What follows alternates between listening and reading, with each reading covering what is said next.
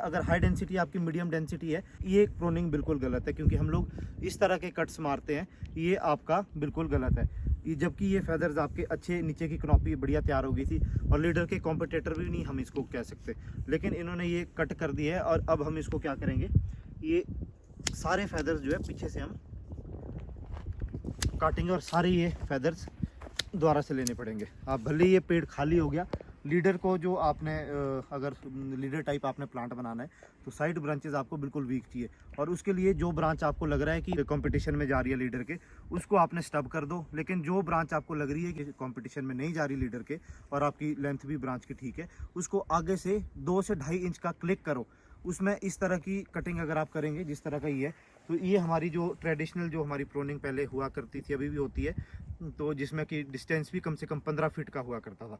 तो उसमें कोई मैटर नहीं करता, क्योंकि एक ब्रांच को बढ़ाने के लिए कम से कम आपके पास 8 फुट का डिस्टेंस होता है, 8-9 फीट आपकी एक ब्रांच बढ़ेगी।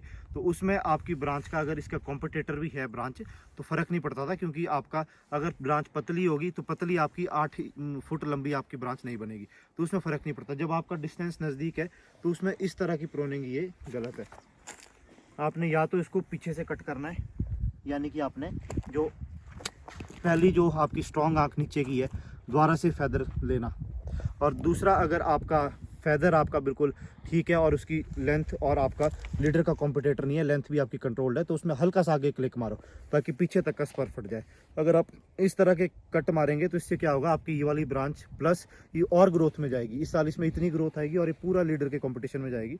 और ये प्लांट जो है आपका, जो हमारा ट्रेडिशनल, इसके लिए आपको डिस्टेंस बहुत ज़्यादा चाहिए। अगर ऐसी प्रोनिंग करनी है तो आपको डिस्टेंस कम से कम आपका 12-15 फीट का डिस्टेंस प्लांट टू प्लांट चाहिए।